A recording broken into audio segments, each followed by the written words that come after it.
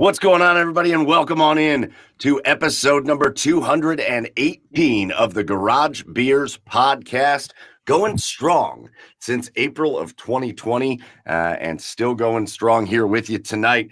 Get over to the socials of the Garage Beers podcast here at the Garage Beers and make sure you follow and pay attention to what we got going on over there, because we got some stuff coming up. We got some big stuff coming up on the Garage Beers podcast, and you're going to want to see those announcements, and you can follow us along on the socials at the Garage Beers everywhere. And we are brought to you proudly here on the OBR streaming network. The Orange and Brown Report is your home to all the best Cleveland Browns coverage in all of Cleveland. And you get to hang out with us on Tuesday nights on the OBR streaming network. The streaming network right now, 4 nights every week of shows, Monday through Thursday. So make sure you're tuned into all of those. And then the OBR.com for all the best written analysis and commentary on the Cleveland Browns that you're going to get. Make sure you are tuned into the OBR. With you, as always, I'm your host, Michael Keefe at Garage Beers Mike. And joining me, as always, my two co-hosts. First, over on the east side of Cleveland, find them online at Garage Beers Chad. It's Chad Meyer. What's up, Chad? Boys, I just got to start the show off right away with my asshole of the week. Wait. Okay, then we'll do this fast. Because what if Joe wants to talk and we haven't even introduced him? I can jump into my asshole of the week. Because this story is too good to save for later. So I want to start with that. Chad's going to start us with a story. Also joining us down in Nashville, Tennessee. Find him online at Garage Beers Joe. It's Joey Whalen. What's up, buddy? I was literally going to say I can't wait for the asshole of the week. I got a good one, but I'm going to save it to the end. All right, Chad. Man, you got your hair's on fire with whatever you are so revved up to talk about. So let's talk about it. What's going on? Gentlemen, picture yourself working in the offices of the Milwaukee Brewers.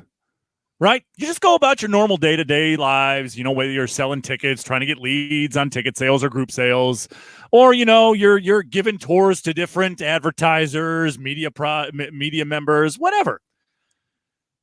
And then the person you get greeted by is a lovely young lady. She greets you at the door, and she says, hey, John, your 430's here. Just totally unassuming, right? What if I told you that receptionist / administrator was leading a double life as an assassin? Yeah. Is this asshole of the week or cheer of the week? No, it's an asshole of the week, and I'll tell you why. Because she's quite possibly the worst assassin that I've ever seen in my life. Tell me more. So her name's Amy Betro. I don't know how to say her last name. Her name's Amy Betro. And she was hired. She was an administrator for the Milwaukee Brewers at the time, and she was hired by these two guys over in the UK to kill a rival boutique owner.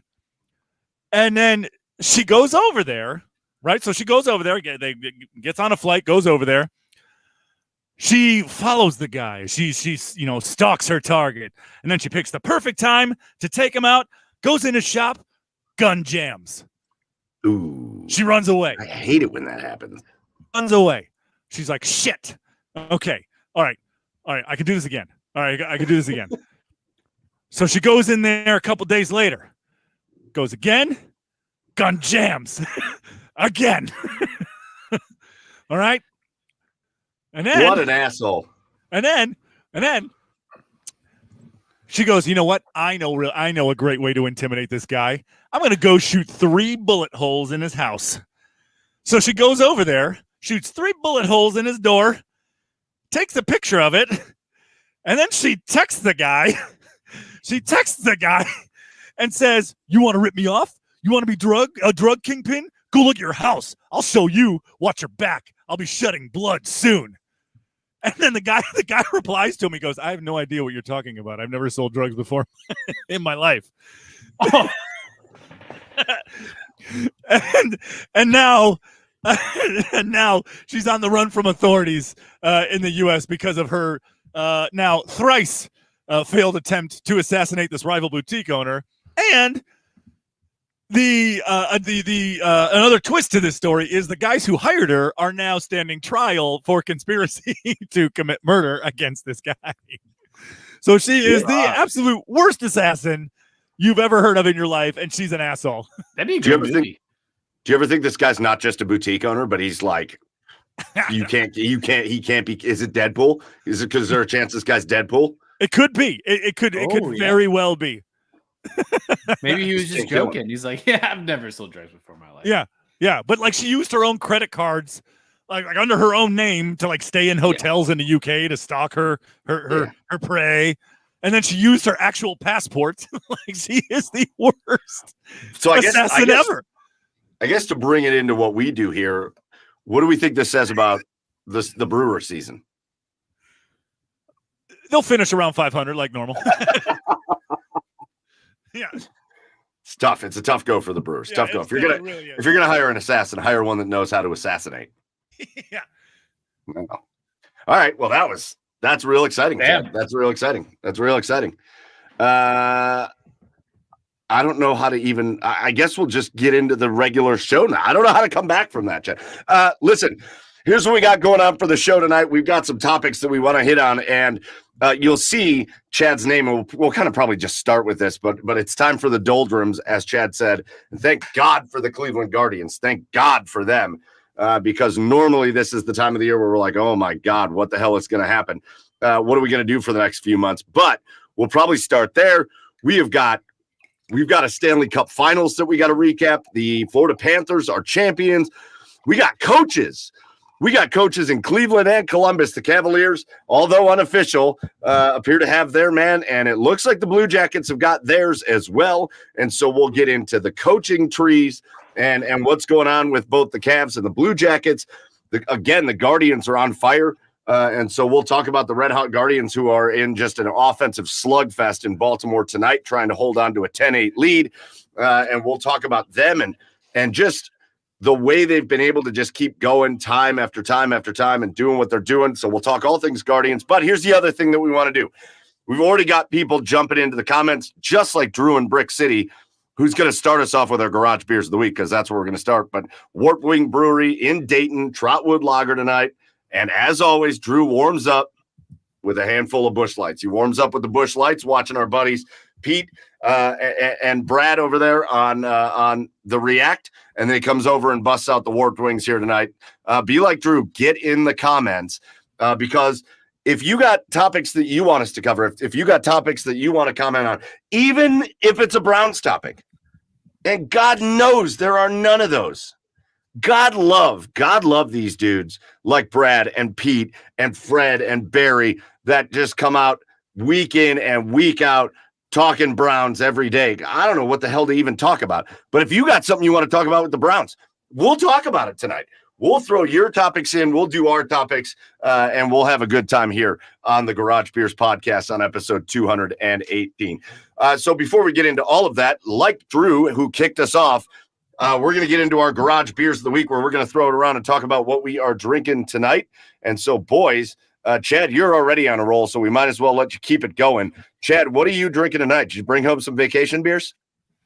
I did, but I'm not drinking one of them tonight because this baby has been sitting in my fridge for a while now, and I've been wanting to drink it. So I'm drinking that tonight. The state of Michigan.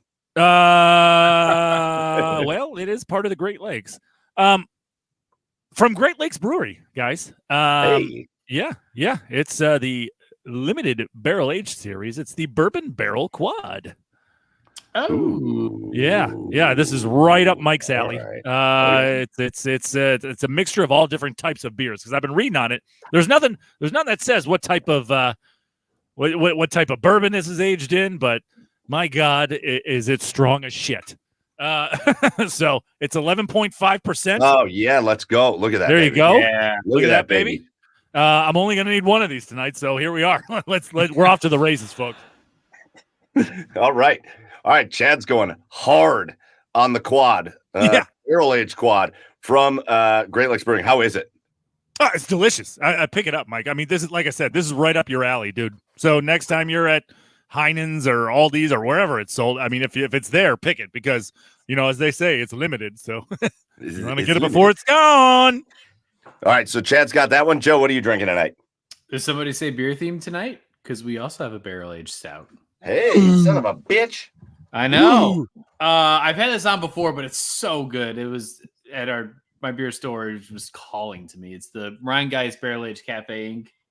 Barrel-aged stout, aged for 12 months. And they do say the brewer or distillery, it's New Riff Distilling. Yeah, that's down by Cincinnati. Yeah. It's in the same, that party store in right across the river from Cincinnati? Yeah. The party source? Yeah. It shares a parking lot with the party source. Oh, right on. Nice. Check that out sometime. It's from 2021 though. It's vintage. Aged. It's well aged. And verdict. It's fire. It's so good. Fire. So good. She's a heavy hitter. 12.5%, but it's a big one. Woo! You took Chad and you were like, hey, nice bitch beer. Nice bitch beer. Oh. You make your jokes, Mr. Jokey one-upper. Yeah, right. Jokey joke maker. Yeah, jokey joke maker. Paul Spencer, Juice Bomb, the Hudson Valley's best. Ooh. Not only does Paul drink a beer, but he comes hard with the slogans. Oh, yeah. Hudson Valley's best. Paul Spencer. Hi, I'm Paul for Hudson Valley's best beer, drinking Juice Bomb. Have you ever been to the Hudson Valley in upstate New York? Well, if you haven't, be sure to stop by the Hudson Valley and get Juice Bomb. Pick yourself up a nice, cool 6-pack. I don't know. Juice Bomb, the Hudson Valley's best. Joe Braun, my buddy just Joe these Braun. rushing rivers.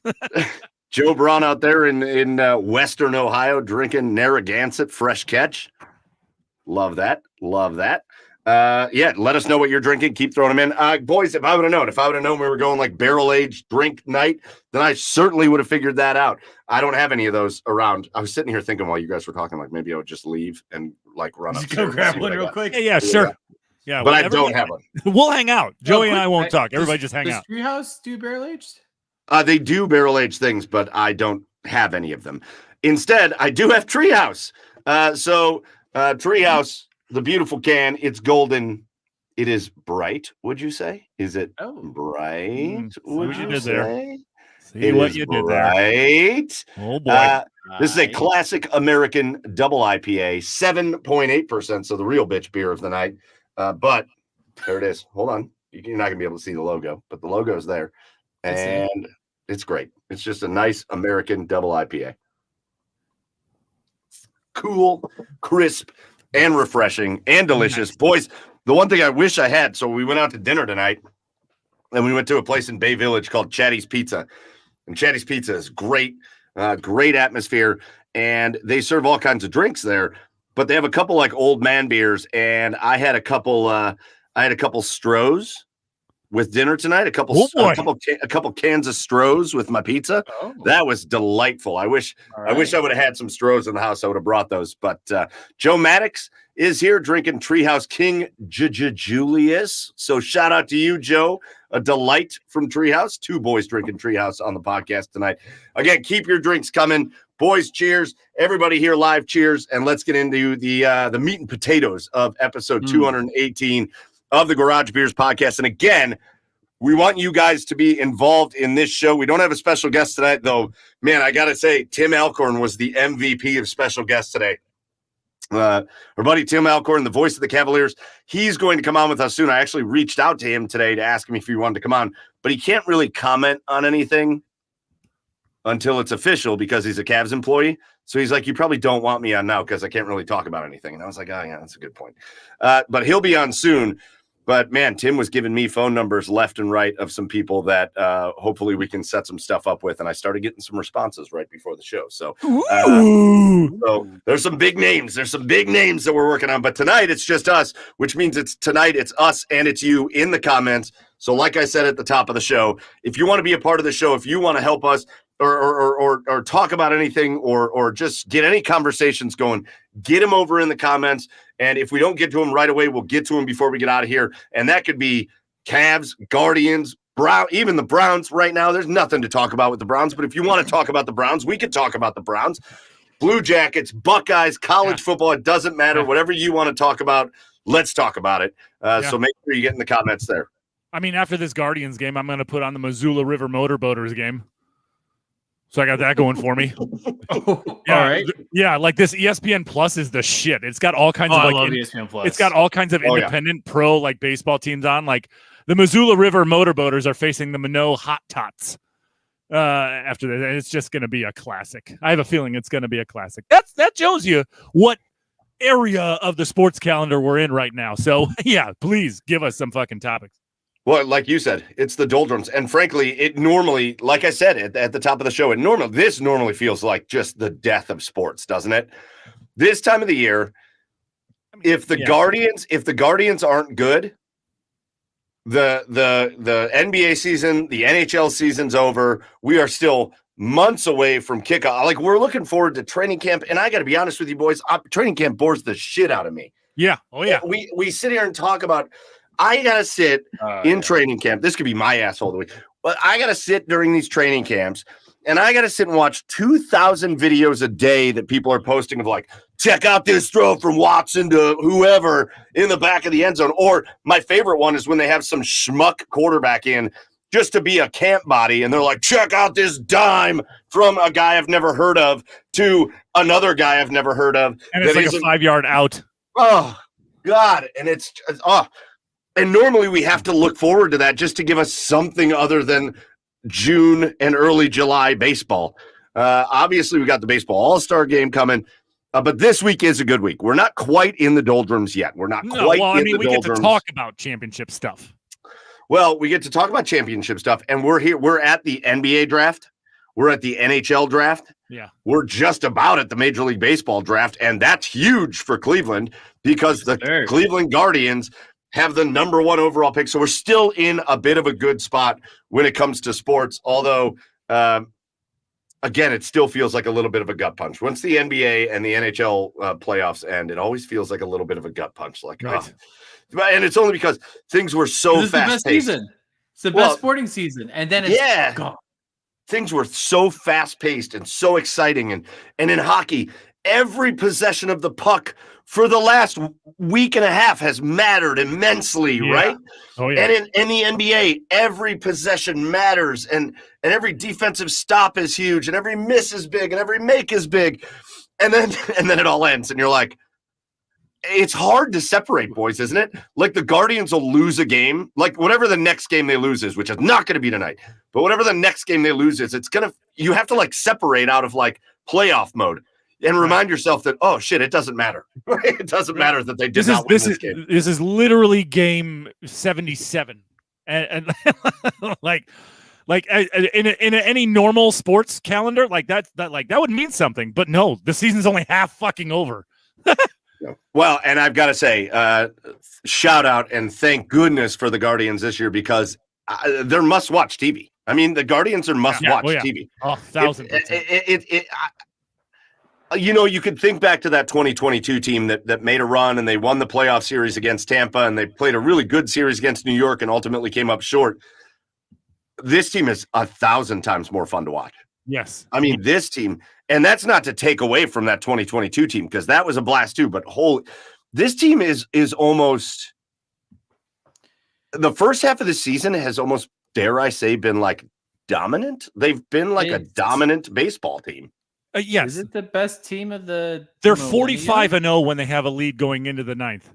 What'd you say, Joe? They're 45-0 Hey, Chad. Shh. Sorry, I'm drunk. I was gonna say, is this the little best Guardians team / Indians team of this millennium? I think 2016 halfway through the season, I'd say that's a definite yes. I mean, to be determined for the rest of it. I think 2016 has an argument because the talent that was on that 2016 team was unbelievable. On this team, man. I mean, you're looking back in hindsight on that talent, but this talent, I think this team would beat that 2016 team. The only difference between the 16 team and this team is the 16 team had better starting pitching. That's it. Yep, agreed. That's it. Well, and who knows what this team's starting pitching would have looked like had it not just been decimated by everything it could have been decimated by. Right. Speaking of this team right now, and we'll get into the Guardians a little bit more later. I just wanted to say thank God for them because of how good they have been as we go into this doldrums of the season. But we're 1 out in the 9th inning, bottom of the 9th. Manuel Clase's on, and man, he's never looked better than he does this year. So he's already got one. We have him for $5 million a year. That's crazy. I love that. For like 2 more years, right? 2016, I think, Yeah. or 2026, something like that. God, I remember when we talked about it. We talked about it when they brought him in. We said it. They traded Corey Kluber, and I was like, oh, this guy is a stud. And man, has he turned out to be. I know he had a tough year last year, but man, oh man, what a stud this dude is. We talked about this too. When's the last time the Guardians have lost a trade? I don't know if you can name it. I don't know if you can name it. I mean, I guess what do you consider losing a trade, right? Like Michael Brandt, I think the others didn't. Receiving an asset that is a contributor to your team more than like offboarding a depreciating asset, like Francisco Mejia, we thought was a stud. Traded him, depreciating asset. Corey Kluber, phenomenal pitcher, but ran into injury troubles, depreciating asset. Like Aaron Savali. Yeah. Matt Laporta. We got whatever juice was left out of Franmil Reyes, and then he depreciated when we traded him. I just saw him. He just hit like a monster grand slam in some Mexican league somewhere, and he was pumped. And I was happy for him because I liked Franmil Reyes. Him. Speaking of Matt Laporta, we should get him on the show. Talk about what? Hey, Matt. His time. Do you remember that one time your bat connected with a ball? His time with the West Virginia Power, maybe? At West Virginia Power Park? Yeah. We're going to have Matt Laporta on to talk finance because that's what he's in. You're right. Finance. Yeah. Shout out to Richie Fox, who just wanted to say hey, and that we are absolute legends. In our heads, we are, Richie. Come on, in Richie. Our heads, we are. And we're glad that you think so, too. Well, I mean, listen. I've already had a bunch of these, so yeah, we're good. Yeah, I am a legend. I am legend. You're about to turn into a zombie. Like I said at the beginning of the show, jump in with comments, and we will go ahead and talk about those comments. And to show you that I'm not joking, I'm going to bring up Paul Spencer. Come on. And we're just going to talk about a thing. I don't even know why we're talking about this, but we're going to talk about it. Paul Spencer says Brandon Ayuk. I think he was just saying, do you guys want to talk about that? Paul, if you bring it up, we're going to talk about it. I've got other things. I got stuff on the list. We got championships to get to and coaches. But Paul wants to talk about Brandon Ayuk. Brandon Ayuk? Ayuk? It's a question mark. You stay classy. I'm Ron Burgundy. There is some wild stuff going on in the NBA or in the NFL with wide receivers. Obviously, we've got our own situation here in Cleveland with Amari Cooper. It's not something I have the slightest concern about. I think they're going to pay Amari Cooper. I think they're going to extend him. I think fans sometimes get worked up by procedural things that players and agents and front offices have to do in their negotiating processes that make you think that something's wrong. But really, thanks. I'm not even there yet. There's nothing. I don't think there's anything wrong. I don't think there's any contentious thing going on with the Browns and Amari Cooper. I know he sat out and got fined and whatever, but that's a play by him and his managers, and that's the stuff that they have to do. So I don't have any concern about Amari Cooper, and I'm not buying into any conversation of, I don't know what's going on with the 49ers and Brandon Ayuk, because that's very public, boys. And it's very weird how, excuse me, how both sides are talking about each other, right? Like there's this Amari Cooper thing, but nobody's talking about it. Like, it's not like Amari Cooper's coming out in the media and being like, these guys suck. But Brandon Ayuk is out here making all kinds of posts, and he's doing interviews and talking about how he doesn't feel wanted. And I don't know what's going to happen with the Niners and Brandon Ayuk. I don't expect that to affect Cleveland in any sense. Like I don't think the Browns front office is sitting there going, well, Amari Cooper hasn't shown up yet, and he wants an extension, so maybe we could try to deal him out there for Brandon Ayuk. I'm gonna be honest with you, boys. I don't think I would even want to. I don't want to do that. I don't want that. No. I'm not in. I mean, it's definitely like an aggressive, but like it's a negotiating tactic. Like, rile up the fan base and like make them angry that they're not considering you for a deal or not giving you the money you deserve on it. Like, that's a route that you can go, and we've seen it happen, many years in a row with different wide receivers around the league. But it's nice that Amari Cooper is not that guy. And maybe they're a lot closer than Brandon Ayuk is with the San Francisco 49ers, but It's just refreshing when we don't have the diva wide receiver on our team. Odell. Yeah, I mean, from Amari's side, you get it, and from this front office's side, obviously you want to keep Amari because he's been nothing short of amazing for this franchise ever since he's come to this team. So yeah, they're gonna figure it out. I mean, it makes sense from both sides to keep you. They just gotta come together on a number, and they will. They will. Amari is going to be on this team. People just don't worry about it. Don't worry about it. I also think it's funny. Every time a name comes up in a situation like this, like Brandon Ayuk, and he's acting like he wants to be out of San Francisco, and they're acting like they are looking for deals for him or whatever. I think it's also important, like if I'm talking to Browns fans, just remember that every other fan base is doing exactly what you're doing. Yeah. Every other, for some reason, they're trying to tie this to the Browns. Like, I think it's always fun to remember that there's a real solid chance the Browns have even like, they may have been like, should we talk about this? And somebody was probably like, nah, let's not talk about this. Right? Every fan base, it's one of my pet peeves when I'm talking with other fans in sports is every time a name comes available, they're like, oh, Browns got to get that guy. No, they don't. Oh, my God. We don't have to go get everybody. They're not going to be interested in everybody. I like Brandon Ayuk. I think he's overrated. I know he's put up some big numbers out there in San Francisco. But I definitely think a healthy Amari Cooper is more of a number one guy you can hang your hat on wide receiver. I think Brandon Ayuk's a guy that can go off for a few big games here and there and also disappear for some games here and there. So we'll talk about it because that's what the deal of this show is. You bring up a topic and we'll talk about it, but I don't think this affects the Cleveland Browns at all. Amari's a more reliable receiver as well. So yeah, I mean, why would you? Yeah, no, I would not trade Amari Cooper for Brandon Ayuk. Not a chance. Yeah, I'm not a chance. Only if Amari leaves you no choice. That's the only way I trade Amari Cooper off of this team. If he leaves you no choice, request a trade is causing drama, which he doesn't because he's like the quietest wide receiver. He's the best, quietest wide receiver in the NFL. He's not going to cause any drama. So there's no reason to get rid of Amari Cooper at all. See, Brad, I knew Brad Ward wasn't going to like this. He says you're insane for saying Amari is better. I actually agree with you, Chad. I would take Amari Cooper over Brandon Ayuk. Brandon Ayuk's fast, and he's not real physical, and he's pretty good at going and getting the ball. I think Amari Cooper wins downfield better than Brandon Ayuk, or not even downfield, just out on his routes. I think Amari Cooper wins better than Brandon Ayuk does.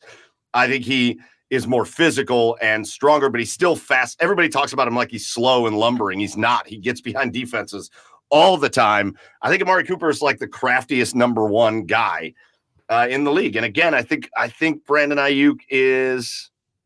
I think if the Niners trade Brandon Ayuk, I think you're going to watch him go to a place that doesn't have George Kittle and Deebo Samuel and Christian McCaffrey and some of the weapons that San Francisco does. And they need to really, like, I think if you put Brandon Ayuk on Joe Schmo, Carolina Panthers or something like that, he's not putting up the numbers. He's not putting up the numbers that he does in San Francisco. So I think he is a system guy.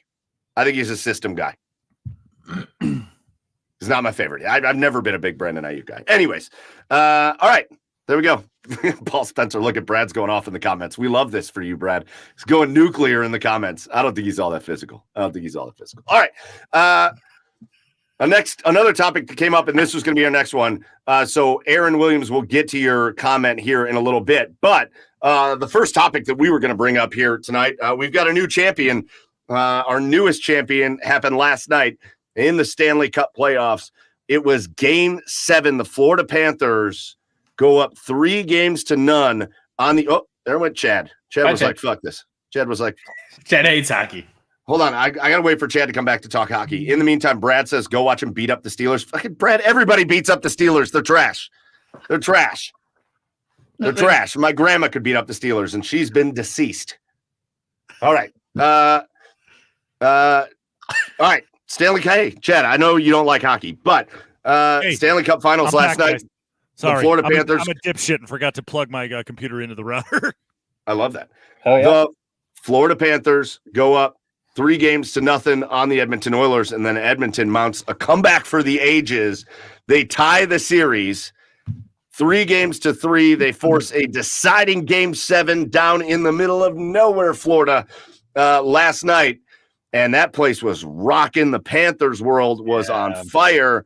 And once again, the Stanley Cup finds its way to Florida, which is something that's been a little bit of a trend. It's had to fight through Florida each of the last, 5-6 years? Yeah. And it's going back to Florida this time for the first time ever. It's going into that Miami-Fort Lauderdale area. The Florida Panthers win Game 7, 2-1.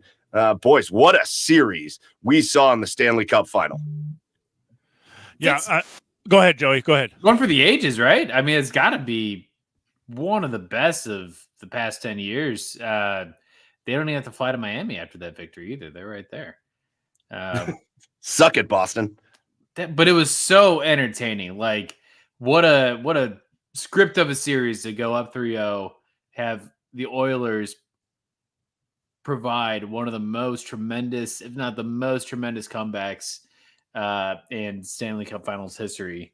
And going into that Game 7, I mean, it was a complete toss-up. Like, it truly could have gone either way. But just a fun series and a really good series for hockey in general and the continued growth of that sport. Boy, going into last night, you had no reason not to pick the Oilers, right? Yeah. You had no reason not to pick the Oilers after what they just did for 3 straight games against Florida. Well, Florida just found a way. That's what they did. I mean, that Game 7 was everything you expected out of a Game 7. Big hits. Both of them not wanting to make a mistake, but wild sequences in front of the goals to try to get something. And it was one of those games where you just knew, like, a lucky bounce, a screen in front. It was going to take a special play from whichever team to win that game. And yeah, sure enough, Connor Verhaeghe puts a great screen in front of Skinner on that Sam Reinhart goal, and Florida hangs on, man. Boy, I'll tell you what, there was a couple of sequences in front of Bob where it was my God. How did that stay out? How did that stay out? You know how it stayed out? Bob went to the beach. Yeah. Did you hear that? That's right. Yeah. He skipped practice like the day before, or he got an excused absence, but like a little reset time, and like that's what he does in his off days to just go to the beach and chill. And I like and I mean, and if you're Edmonton, obviously, I mean, not to get a little too serious, but Leon Draisaitl did not play any sort of part in that Stanley Cup final. So I mean, a lot of fingers are going to be pointing at him and McDavid today, because even though McDavid still won the Conn Smythe and he didn't score a point, he didn't have a point in Game 6 or 7 of that Stanley Cup final. He still wins the Conn Smythe. But he still set records all through, and Conn Smythe is playoff, right?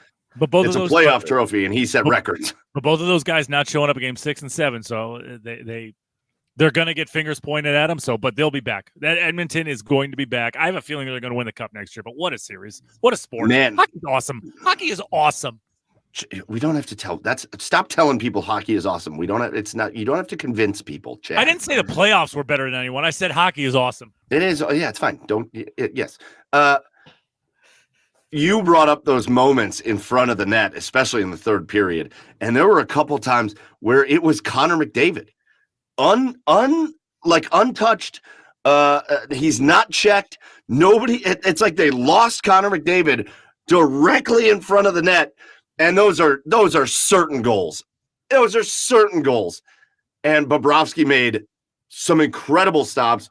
And then you got to give credit to the Florida Panthers and the way that they played, just the way they hustled and played in that third period, when it was so clear and evident that the Edmonton Oilers weren't on their last legs. Their last legs were gone. They didn't have any legs. And yet there's Florida diving everywhere, blocking shots. How many times did you see Florida players like diving in the crease to try to get in the way of a puck, just doing everything they needed to do to make sure that Edmonton didn't score a goal? I mean, that That was the little extra. They were talking about it on the broadcast last night. And they were talking about how Edmonton looked like they were just exhausted, like they had nothing left. Right. Florida, I'm sure, felt like they had nothing left. They felt like they had nothing left, but they laid it all out there. They laid it out there in a way that Edmonton couldn't match. It was unbelievable to watch. Yeah, Game 7, you sell out, and that's exactly what Florida did. They got a lead, and they played not to lose, and luckily nothing went in. It was the biggest positive we had about the Panthers going into it was the depth of the team, and that you can really play 3-4 lines in the Stanley Cup final from that team and have reliable output from all those lines. You don't have that from Edmonton. You have 2 at best. And so you saw just the exhaustion that Edmonton have without being able to cycle through and get their top line some rest. Because it's, well, on the other hand, why would you sit Connor McDavid when he can go out there? But everyone runs out of gas at some point. And let me tell you something. I'm going to remember Paul Maurice's post-game speech forever. Yes, it was amazing. That's just what sports is all about, guys. Like, I mean, if you missed it, he just goes, Emily Kaplan asked him, like, how do you feel right now? Like, how do you feel winning the championship right now? And Paul Maurice says, it's not what I expected, really. And he goes, it's so much more. And like, it's what sports is all about. Like, that just gave me chills when he said that. Well, the other best part was when they were interviewing immediately after the game, and it was right as the cup was being passed around, which is just the best. It's the best championship tradition in any sport is when the cup gets passed around. That is for sure. But she asked him a question just about winning the cup, and he started to answer, and then somebody tapped him on the shoulder, and it was his turn to hoist the cup. And he was like, sorry, we got to take a break. A special guest just arrived. And he hoisted the cup, and it's become another pet peeve of mine. ESPN or ABC or whatever. When it's 11 o'clock at night or 11:15 at night or whatever, let's just forget the dump button exists. I want to watch these celebrations without just losing sound every 7 seconds. Take the fines. He was picking up what was he saying as he was lifting the cup? He was just like, fuck yeah. And he repeated it like 10 times. And so the sound just disappeared from the broadcast for like a full minute. It happened when the Celtics won the title. And I'm sitting there trying to watch the celebration because I think it's fun to watch, even though I hate the Celtics. I think it's fun to watch the celebration. And it was just dump button, dump. You just couldn't, it just takes away from the whole thing. Yeah. This title did not get won at 5 p.m. on a Tuesday or whatever. It got won at 11:15. Just let's forget the dump button exists and let's let these guys have their celebration. I want to watch it. Leave it alone.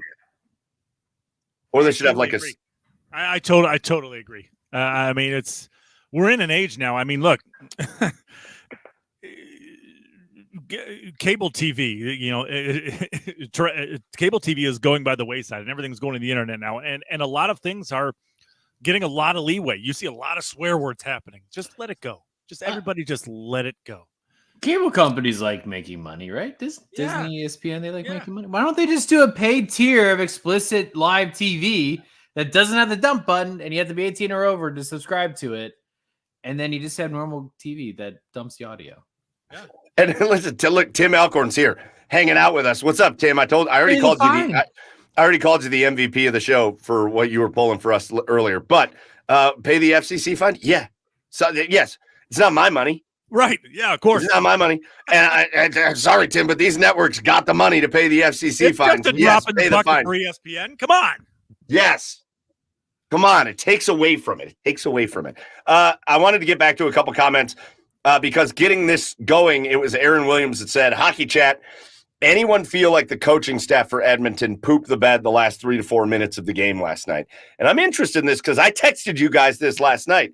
We got to a point where you're down and you need a goal. It's the only thing that's going to save you. And man, and here's Aaron's next comment, not pulling Skinner until there was a minute left. And running, I don't really mind that they ran both lines into the ground at the end because what choice do you have? Those are your lines. That's all you got. But what is the good explanation? I mean, we saw teams throughout the course of this postseason. We saw teams pull goalies with 4 or 5 minutes left. And yeah, does that make you susceptible to an empty netter? Sure. But much like we said, you have to leave it all on the ice if you're Florida and you're diving after pucks and you're blocking the crease and you'll put your face in the way of a puck if you need to. If you're Edmonton, I thought when you got to that 3-minute mark, you got to get that extra skater out there. They were dominating the puck. They were dominating possession of the puck with 5 skaters. That wouldn't have changed with 6, and you would have created just one more opportunity for a guy to get a stick on the puck to get a goal. I'm with Aaron. I think it was real weird that they just left it with 5 skaters and left the goalie in until there was a minute left in the game. I mean, obviously, I see both sides of it. I see that side of it as well. But do you really? I don't know. To me, I would be. It's just real skeptical to me to give up to take that chance and give up possibly the game-winning goal with 3 minutes to go. Right, with 3 minutes and with plenty of time left on the clock for you to get. I think it's just a fine line there in Game 7 of the Stanley Cup Final. If this was Game 3, Game 4, yeah, absolutely pull the goalie with 3 or 4 minutes left. But Game 7 of the Stanley Cup Final, it's like I don't know, like because in a game where you don't want to make that key mistake, if you pull the goalie too early in Game 7 of the Stanley Cup Final, and you go down 2 goals. I think you really had to be very, very picky on when exactly that you did it. Not to mention, to be fair, in minute, with 3-4 minutes to go, Florida was still clearing the puck down in Edmonton's zone. So you can't pull Skinner when the puck is, you have to have control of the puck in your own zone to be able to pull the goalie. So Florida was still clearing the puck down there. So it was a fine line. I mean, obviously, in a perfect world, yeah, I would have pulled him with 2 minutes left, 3 minutes left to get that extra skater out there. But I think in those last couple of minutes, it was a little dicey. Obviously, I think you would love to pull Skinner earlier, but yeah, I don't think it was worth the risk with how Florida was in Edmonton's end for those couple of minutes. I probably would have done too, but I think with how aggressively you're playing that first line, they're going to get beat on some pucks. And there's going to be some clears. So it is really dangerous to pull them much earlier than that. But I think you could have gone like just north of 2 minutes and pulled them. Yeah, to me, it feels like kind of what you said there, Chad, about the Panthers kind of played not to lose, and it worked out for them because none of the pucks went in. It feels a little bit like Edmonton. That feels like playing not to lose to me. Yeah. It feels a little like I'd rather go balls to the walls and give myself every opportunity because I'm the one that has to score. It's the onus is on me to get that puck in the net. And it doesn't matter whether I'm down 1 or 10 at the end of the game. The onus is on me to get that puck into the net. And so, I wasn't screaming for them to pull the goalie at 5 minutes, but yeah, 3 minutes, that goalie's got to come out. Well, and I think what you said also kind of played a factor, right? There was another instance, not only just in the waning seconds of the game, when they held the puck, when Florida basically stood on top, basically sat on top of the puck for the last 30 seconds. But there was another instance where, Rodriguez from the Panthers was sitting on top of the puck behind Skinner there. Edmonton just had no fight for the puck. So I think that's what I think that fatigue might have also played a factor in it. So, yeah, I think it was a combination of maybe Edmonton losing their legs, losing their endurance, losing their fight, and Florida still clearing the puck. Even with Florida playing not to lose, they were still clearing the puck. You do not pull your goalie when Florida is still clearing the puck into Edmonton's end. Wow. All right, Aaron. All right. I think this is the first time that Mike and I agree and Chad is wrong. Aaron, how much are you drinking, dude? This is the first time. Aaron just likes to argue with me. Golden comment right there. I love that. Yeah. So let's talk just a couple fun things. Sergei Bobrovsky is a Stanley Cup champion. Oh, well, actually, go back real quick. We'll go to the individual stuff in a minute. So was Kevin Stenlund. We'll go to the individual stuff in a minute, but I love so was former monster Spencer Knight. This was a weird thing for somebody that doesn't really give a shit about either one of the teams, right? Because on one hand, at some point, Canada's got to win a cup. It's 31 years and running. Florida has won 3 of the last 5 cups? Yep. Something like that. Florida, the state of Florida, they've been in each of the last 5 Stanley Cups, so they've won 3 of the 5. Florida has won 3 cups in the last 5 years, and Canada hasn't won since 1993. That's devastating, boys. Like, at what point do all the Canadian teams just decide to be like to gang up somehow? I don't know what kind of revolt needs to happen. Florida is the state of hockey that's beating all of Canada. Well, and everybody else. Not everybody else, but that's unbelievable. That's how do you not have? What's the biggest reason what's the biggest reason a Canadian team hasn't won a Stanley Cup since 1993? They've sucked. Yeah. I was gonna say something similar to that. You've had Vancouver. You had Vancouver who lost in the finals. Yeah. I forget what year it was, but where they pretty much burned the city down. 2011. Yep. Yeah, that was against Boston. But outside of that, no one's gotten really close, at least in the last decade. Yeah, no one's gotten even close. I think Vancouver was the last one. The 2000s had some. Serge wants to know that if in Canada is one goal only worth 0.8 American goals, is that the problem? Yeah. Uh-huh. It's the exchange rate. Got it. So Florida won 2 to 0.8 last night. 0.8. Oh, it's wild. No, there's been plenty of Canadian teams. There's teams that I forgot that Ottawa made a Stanley Cup final this century. There seems like there's always good teams. Like, we always laugh about Toronto, but man, for a few years there, they were an elite team in the NHL, and then it doesn't matter how good the team is. Doesn't matter how good the team is. Toronto's going to be Toronto until they're not. Oh, correct. It's wild. So again, I brought up Sergei Bobrovsky, the main guy that we think of when we think of the Florida Panthers and their Columbus Blue Jackets ties.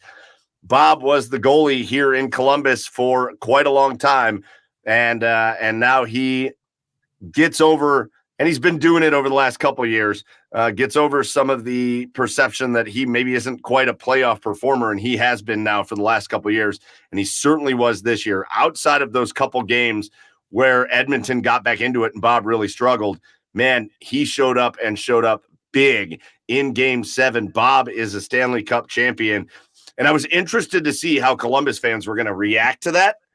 It seems like it was overwhelmingly positive. It seems like everybody in Columbus was just cheering for Bob. And that's weird because when he left, he was not overly popular when he left. Yeah, I think people were bitter because, it's the best goalie in franchise history. The best goalie in franchise history left your team and the organization. What? Ronnie Tuggs? Ron Tugnut. Oh, stop it. He will always be the best. The best goalie in franchise history, and he didn't perform in the playoffs. So, it was a relationship. It was a move that needed to be made at the time because the relationship between him, the organization, the fans was shattered. It's a move that needed to happen. It sucked because, like I said, I would have loved to have kept him because he's a great goaltender. He's a Hall of Famer, by the way. He's a future Hall of Famer, whether people want to believe that or not. Well, after last night, 100%. So yeah, it's yeah, and he's the only guy you could have argued the Conn Smythe for outside of Connor McDavid. Right, 100%. Yeah. Everybody kind of expected once Florida won, it was like, oh my God, Bob's going to win the Conn Smythe, and they gave it to McDavid, which I do think is the right move. Although I think it's fucking hilarious. Hey Connor, you won the Conn Smythe, and he's like, get out of my face. Woo! I'm crying over here. Right, but. He's 100% a Hall of Famer when all this is said and done, which is unbelievable to think about. So here's my favorite question before we wrap up hockey talk.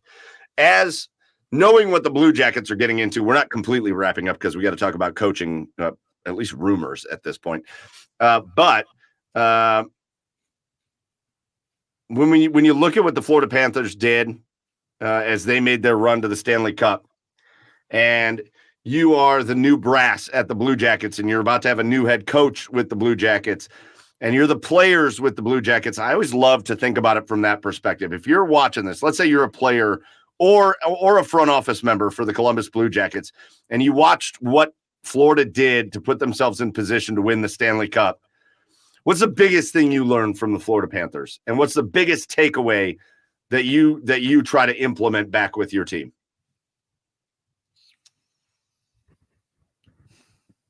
Beat the shit out of everybody. Every game. Just take you out in a back alley and just punch you square in the face. I mean, I think that's it. Yeah, fair. Well, fair. Honestly, I think that is it. I mean, I think I think you got to be a little bit. I think you got to mix physicality with skill. I think that's what I take away from this. I mean, obviously, goaltending is huge, but I mean that's not going to get fixed until Mr. Waddell makes a move. But maybe I don't know. Maybe Tarasov's the guy. We'll see. Maybe Tarasov's the guy. But from other aspects of the team, you have to have a great mix of physicality with skill, which I think that the Blue Jackets are on their way to with all this young talent. They're just not there yet. They just need to be developed a little more and get it put all together. Yeah, I think you just need to have an identity. I mean, not just an identity. Obviously, you have to be skilled, but like that's what I was going after. Identity. I'm kind of drunk. Identity. Yeah, but having an identity is so imperative because like you know what you can do as a team and like what you're good at, and more importantly, what you're not good at, and you can focus on how to minimize the weaknesses and exemplify the strengths when you're playing. And the Florida team has a true identity. They know who they are. They are just, like you said, beat the shit out of the other team and just pester them until something opens up for you guys. And they carried that throughout the entire playoffs. Yeah, well, we've got a new champion, and the celebrations have already been great. We got the Stanley Cup getting carried into the Atlantic Ocean. We got the Stanley Cup on the second floor of a balcony bar, just pouring drinks on the people below. The Stanley Cup getting just some of the best stuff, including one of our former guests. Did you guys see one of our former guests drinking out of the Stanley Cup? Doug? No, not Doug, No? although he will, I'm sure. I'm sure you will. Who? Chad, did you see our former friend, former Miami Dolphin, and noted McDuffie? Yeah. OJ McDuffie? And noted Florida Panther fan OJ McDuffie drinking out of the Stanley Cup last night? Man, what a ride, and what a lot of fun those guys are going to have before we get kicked off to hockey season next year. So did you see our former guest, R.A. from Spittin' Chicklets, get basically booted out of the locker room because of As he should have. I believe that's the second or third time he's done that. I believe I think he told us when he was on the show with us about the first time he got booted out of a locker room during a championship. So it's his thing. It's what he does. All right, boys, let's move on away from the Stanley Cup final where the Panthers are the NHL champions. And let's move on to, and we'll keep it in hockey for a minute.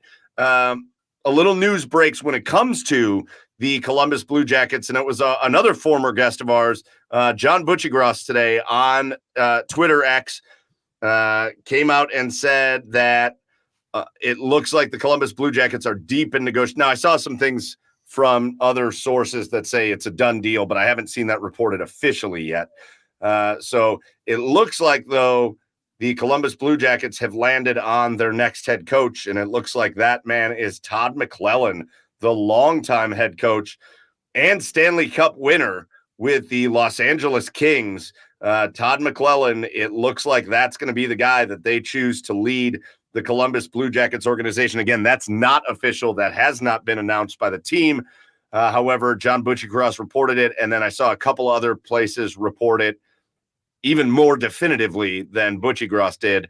Boys, if that's the case, Chad, your initial thoughts, Todd McLellan as the next head coach of the Columbus Blue Jackets. He was probably, of all the names that were out there, right, that had experience and have had success at the NHL level and who clearly knows how to run a locker room, there were two names of the names being thrown around that I was interested in. And now, again, if you listen to our episode last week with Mark Sheeg, and I said all of these names that are being thrown around don't make me go, yeah, give me that guy. But they also don't make me go, no, not at all. There were two names that stood out to me, was Jay Woodcroft and Todd McLellan. Both of those guys have had success at the NHL level. Now, obviously, everybody has their own different definitions of success. But Todd McClellan is the top guy as far as coaching winning hockey at the NHL level. So if you're going to find a guy with experience, which is exactly what I wanted, he's probably the top name out there right now. I know he just got let go after a subpar season, but he knows how to coach winning hockey. He knows a winning culture. He knows how to establish a culture. He's a little bit more of an old school guy. I mean, obviously he coached under Mike Babcock, but he's not Mike Babcock. Okay, let's just make this very clear. But he has that old school mentality instilled in him, and he knows how to win in this league, and that is vital to this Blue Jackets organization. That is vital to this team getting in the right direction. Is it going to work out? I don't know, but it's a step in the right direction to get a guy who has been in an NHL, who has ran an NHL locker room before. Todd McClellan turned a turd sandwich into a steak dinner with this Los Angeles Kings team this past year and got them to the playoffs. And I think they took 2 games from the Oilers, if I'm not mistaken, in the first round. So like, he's been a prolific coach, Stanley Cup champion, obviously. But like you said, Chad, like we wanted to see somebody with experience coming into this team. Todd McClellan has that. I think he has a much younger pool of talent to work with here in Columbus and a much more dynamic younger pool of talent with a lot of upside to it. And so, maybe that's the part I'm a little unknown about with him and his ability to help develop players. I'd be curious to see how that works out for him. But from a coaching standpoint, I think it's very exciting. I think that's one of the better options you could have picked in this offseason. Well, again, I think what I like about McClellan is going to really reflect what I like about what I say about the Cavaliers' next coach, is that I think he brings a lot of it's not just one type of experience with this guy. It's layers of experience, and you can't peg him, right? And that's kind of what, if you're going to bring a guy in that maybe has been fired from other jobs or that has succeeded in some places and failed in other places, what I want to see in that candidate is a guy that I don't want to be able to peg him. I don't want to be able to say, well, here's what he is. And I don't think you can peg Todd McClellan other than saying he's a veteran head coach that's been around for a long time. On one hand, he led some really good San Jose Sharks teams back in the 2000s and 2010s. He's the winningest all-time head coach in San Jose Sharks history. So he's been part of a San Jose Sharks team that did nothing but win under his tenure. And then he was with Edmonton before they were this version of Edmonton, and he had to deal with younger players and helping a team grow, and similarly with this newer iteration of the LA Kings. So he's a guy that's coached veteran teams to great success, and he's a guy that's brought younger teams up and made them playoff contenders. His task here is to take a team filled with youth and some veterans and to take an organization that has never competed. This is what we talked about with Mark Scheig last week, that has never one time competed for a Stanley Cup. This is what is on the plate for these guys. This is what is facing the new GM and the new coach for the Columbus Blue Jackets. You're at the helm of an organization that has never one time competed for a Stanley Cup. And that's where you got to go. That's the goal.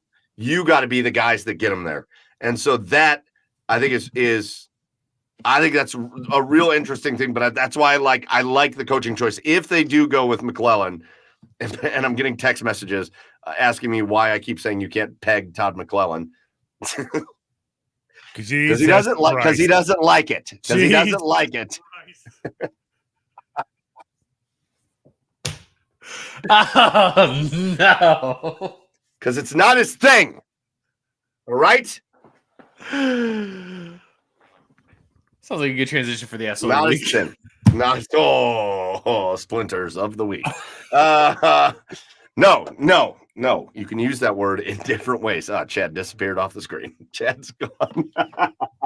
Chad's recovering from that one. No, I like it. I'm excited. And I'm excited for the direction of the Columbus Blue Jackets. Okay. And again, for very much the same reason, as we transition from the Blue Jackets to the Cleveland Cavaliers, the Cavaliers do have their head coach, again, not official from the team, but reported by everybody. After a long and extensive search, the Cavaliers land on Kenny Atchison. Most recently, he was an assistant coach with the Golden State Warriors. He was the head coach of the Brooklyn Nets a few years ago when Jared Allen was a rookie with the Nets. Jared Allen's first 2 years with the Nets and Karis LeVert's years with the Nets, it was Kenny Atchison that was the head coach, and now he's going to be the head man here in Cleveland. And boys, to me, it's very much the same thing. This is a guy that is very different than the head coach that they parted ways with in JB Bickerstaff. Maybe not so much in personality, because obviously they're going to be different, but I think he's going to be a likable guy, just like JB Bickerstaff was. You're going to want Kenny Atchison to succeed, but JB Bickerstaff wanted to have a team that was going to go out physical everybody, out rebound everybody, play great defense.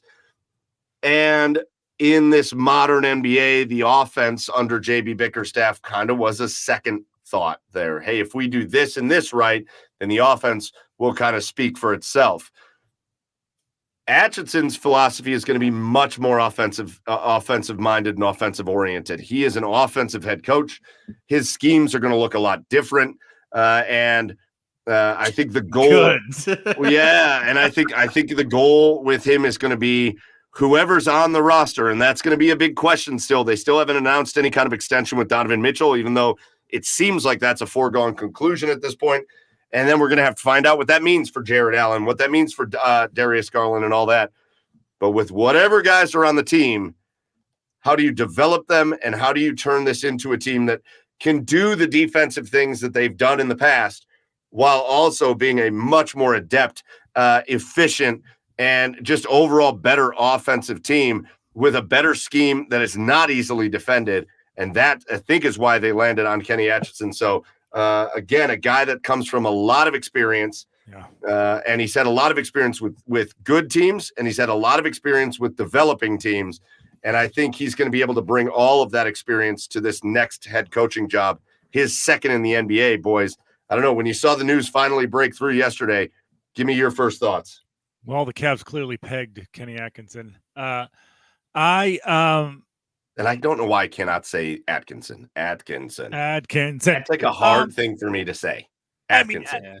Honestly, I have no idea. I don't know enough about the NBA. I don't know enough about Kenny Atkinson to be able to talk intelligently about him. But if he is the offensive coach that everybody says he is, I mean, I know he was up there in Brooklyn during a rough time.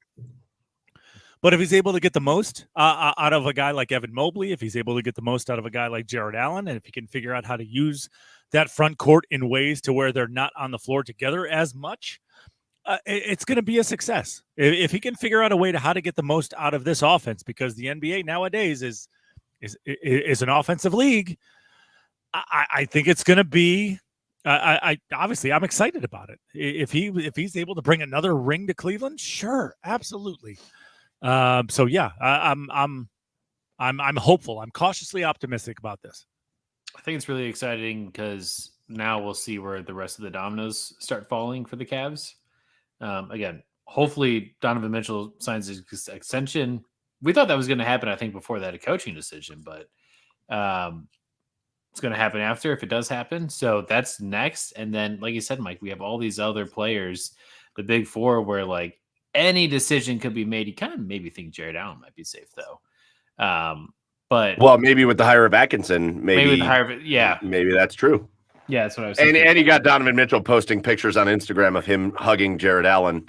So yeah, he's sending signs. He's sending signs out maybe there. He's saying goodbye. There's acquisitions, there's trades that need to be made. So there's a lot that's going to happen with this offseason. I think it's going to be really fun. And I'm excited to see what Kenny brings to the team. it's always tough when you hire a head coach like this far out because it's like there's so much that's going to happen in between now and tip off of the next season with roster and with team chemistry stuff. There's a lot that's going to change, but excited they're moving forward with them. I have a question. The one thing that everybody seemed to get worked up over was the amount of time that it took the Cavaliers to name their head coach. Why does anybody give a shit about that? Who cares? Like people, honestly, why? I saw people online or on other shows saying, well, I like the Atkinson hire. Man, I'm nailing this name. I like the Atkinson hire, but I don't like the way they came to it. I don't like how long it took them to get to it. Why? What was the rush? What are you talking about? What was the rush?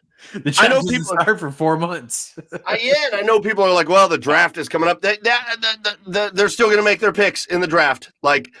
And he didn't pick the rest of this team, so it's going to be fine if they made a pick without him. Like, why was everybody freaked out about how long it took? They did their process. They had two guys, it sounded like. They had Borrego down from New Orleans, and they had Atkinson. That sounded like those were their two guys. And it took them a minute to figure out which guy they were going to actually bring in, and they landed on Atkinson. I don't know. What's the big deal? Why? Yeah. Why are people acting like that's a problem? Like they needed day one, you got to have a guy signed and ready to go. That doesn't mean anything. What are we talking about? Look, the only reason to get worked up about like head coach hiring timings is if it's because you're going to lose out on a coach. Other than that, was JJ Redick our guy? No. What a press conference, though. What a press conference. We'll get to that. Well, yeah, I mean, we talk about it too, but yeah. Again, it looks like it's going to be very interesting. Two different things, obviously, with the Columbus Blue Jackets, of an entire organizational shift. That's what's happening with the Columbus Blue Jackets. What they were doing before was not working at all, and they've made an entire organizational shift from the general manager to the coach and on. With the Cavaliers, it's not an entire organizational shift. That what they were doing was working. It just needs to work better, and that's why you see them move on from J.B. Bickerstaff and bring in Kenny Atkinson. And here's hoping, whether it's McClellan in Columbus or Atkinson in Cleveland, here's hoping they both work out. They both work out. So, all right, boys, let's take a break here before we get on to the last parts of the show, and let's do our asshole of the week. And I don't know who's done it. I was going to say you already did yours. Your ass. The hold on. Let me go back to my favorite comment so far in the entire show, and it came from chat _username that said, "Good story." That was your asshole of the week, the Milwaukee Brewers assassin. What about you, Joe? Who's your asshole of the week? I now have two, actually. The second one had come to me recently. I'll start with the second one. I'm going to go JJ Redick for during that press conference interview saying that he did not, or the team did not talk to LeBron before hiring JJ Redick. One, really? They really didn't talk to LeBron. Like, two, the right way to answer that question is, I'm not at liberty to talk about conversations my organization had with my players before my time with the team. Done. Not even a problem. There's no speculation. Done. Just bury that shit, dude. I thought that was dumb. Maybe they didn't, but if the only reason they wouldn't have talked to LeBron is if they knew LeBron was leaving the Lakers, or they're just mismanaging LeBron over there. Go on. Can we stop pretending like the players don't run the NBA? Yeah, why are we even making? Why is a deal even made out of this? Can we stop? And so I'll be honest with you. I'll be honest with you, especially with NBA rosters, right? The reason the reason star players run the NBA is because it's small rosters. You got 15 dudes out there, and it's small teams. Yeah, I'm going to tell you what. If news broke that the Cleveland Cavaliers hired Kenny Atkinson and didn't at least send like a text message to Donovan Mitchell being like, hey, you like this guy? Are we cool with this? I'd be pissed. Literally immediately. What are we doing? Literally immediately after that, Windhorst went on ESPN Cleveland and said, this is not the first time Donovan Mitchell has talked to Kenny Atkinson. Literally. Yep. Right. So like, it's stop. great. That's how it should be. So It's should it's a small organization. be. LeBron should be pitching in his word. The prime players for a team should be putting in their input on organizational matters. It's how it is. And it's the same thing. Really, it's the same thing. It's the same thing in the NFL. If you fire your coach, let's say you've got a franchise quarterback. Let's say it's the Chargers, and you've got your franchise quarterback in Herbert, and you're bringing in a coach, and you're land on Harbaugh. Do you think they didn't go to Herbert and go, hey, we want to bring in Jim Harbaugh. Are we feeling good about this? Yeah. Of course they did that. Of course they did that. Especially with a guy like LeBron. You're right. You honestly mean to try to tell the public that the guy that's probably just a skosh below the NBA owners in the league, right. You're not going to ask him like, hey, how do you feel about this as your head coach? No, they're going to be like, hey, LeBron, like your best friend now all of a sudden is JJ Redick. We're going to hire him as a coach. Like, no, of course you're going to ask him about it. JJ probably talked to LeBron about it. Stop pretending like these owners have. Yeah. Nope, we don't talk. I forgot about the podcast. Yeah, like Serge in the comments goes, LeBron and JJ have a podcast together, but nope, we didn't talk. Yes. Right. Yeah, JJ's definitely like, oh yeah, I'm interviewing for this job. It's no big deal. I'll tell you about it a little later. That shit, though, that just doesn't make sense. Why do you have to say that stuff? And especially, I'm a little surprised about it from JJ Redick because the rest of his press conference was, came out, one of his answers was, I don't give a fuck, in his opening press conference, which is great. That's great. So he should talk. It's gonna be so fun to watch. But why do you have to feel the pressure to say certain things? You got the job, dude. If the job has been got, it's cool to come back and be like, oh yeah, we talked about this 100%. What's the problem? I don't know. Yeah. It's nonsense. And it actually, you got one. Actually, I'm going to save yours for a minute. For a minute because that is a segue into my asshole of the week. And we I had a rough night last night on one element because my alma mater, the Texas A&M Aggies, were one win away from the College Baseball World Series. And they won game one of the 3-game series, and then Tennessee won the next 2 games. A&M drops it. I am now 0-4 in World Series for my teams in my lifetime, Major League and college. But their head coach, Texas A&M's head coach, Coach Schlossnagel, gets asked because there's been rumors about him potentially looking to move on from Texas A&M. And the team that is looking – yep. And the team that is looking at him to move on is the University of Texas Longhorns. And they are very interested in Schlossnagel, which, well, we're going to get there in a second. Bless you. And anyways, at the end of the game last night, one of the reporters asks him, hey, what is your future plans with Texas A&M? What are we hearing about the other Texas team that is getting involved and interested in your services, blah, blah, blah. And this motherfucker, and he is my asshole of the week, even though, man, what a great job he did to get Texas A&M to just outs away from a college baseball World Series. The dude absolutely berates the reporter in the press conference. He berates the reporter. It's inappropriate. I can't believe you'd even ask me that at this time. I can't believe you would even bring that up.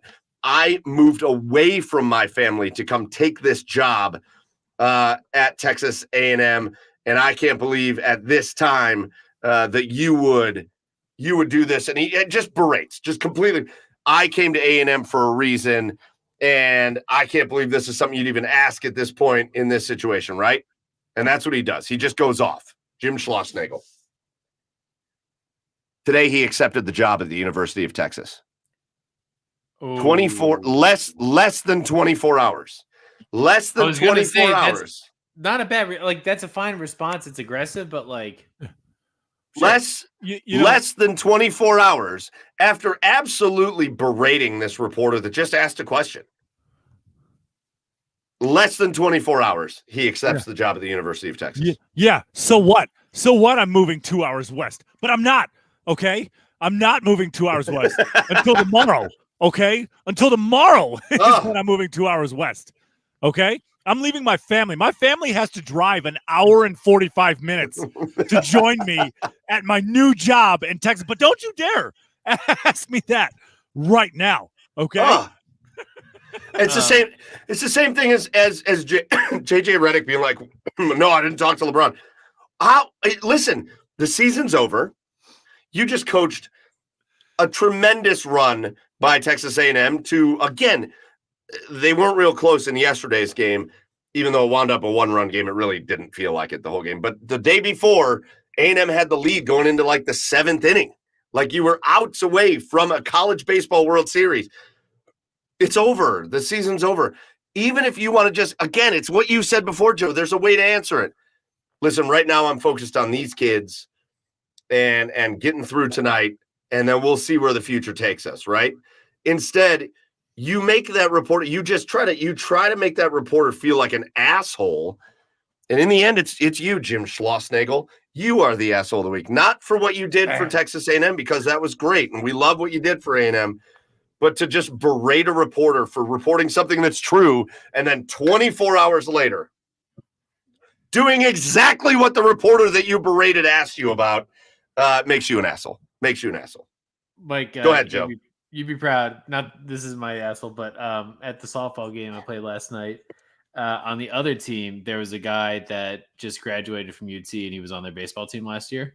Yeah. And it was like, I don't know what inning it was, but we kept like shouting whenever we were batting. We kept shouting from the dugout, like, "Oh my God, A&M tied it up!" And we like, an inning would go by, we like, A&M took the lead, and we were like trying to throw him off, and he was getting real pissed at us. Yeah, that a boy. All right, proud of you. All right, who's your second asshole? Oh, we'll take it all the way back to January 1st, 2020. The Cotton Bowl, Winter Classic, Nashville Predators versus the Dallas Stars. I saw a guy make a hit on one of the Predators that I'll never forget, and I was like, man, this guy's really an asshole. That guy's Corey Perry. Since Corey Perry elbowed Ryan Ellis of the Predators in the head at the Winter Classic, he's gone on to, in 2020, lose the Stanley Cup Finals to, who was it? Tampa Bay Lightning. Yep. In 2021, he went on to lose the Stanley Cup Finals as a member of the Montreal Canadiens to the Tampa Bay Lightning. Nope. 2022, he went on to lose the Stanley Cup Finals to the Colorado Avalanche while on the Tampa Bay Lightning. Mm-hmm. 2023, he lost to the Maple Leafs in like the first round of the playoffs, which is hilarious. And this year, he lost again in the Stanley Cup Finals to the Florida Panthers. So Corey Perry for losing 4 out of the 5 Stanley Cup Finals, being an absolute loser, and like get into some shit. We do not hear any of those claps, Mike. Oh, it's fine. It's fine. It's noise reducing. Hey, listen. Here's a shout out to almost all the way, Corey Perry. Almost all the way. What a weird season, too. Starting the season on the worst team in the NHL and like leaving in very bad terms with that team to go and do the Stanley Cup final. That's kind of wild. Still lost. Yeah. Still loser. Real quick, a little breaking news, and then we'll just get into. I want to talk about the Guardians for a minute. But a little breaking news in the NBA world, the New York Knicks have made a massive trade tonight as they have traded hold on one second. Let me just see if I can pull it up. They traded like 4 first-round picks for Mikal Bridges to the Brooklyn Nets, so he's not moving far. But how about the New York Knicks have put together those 4 Villanova players in Jalen Brunson, Dante DiVincenzo, now Mikal Bridges, and Josh Hart. All guys that were teammates on a national championship winning team at Villanova in college. All guys that got drafted to different teams, right? Jalen Brunson was on Dallas, and DiVincenzo, I think, started with Milwaukee, if I'm not mistaken, and then he went out to Golden State.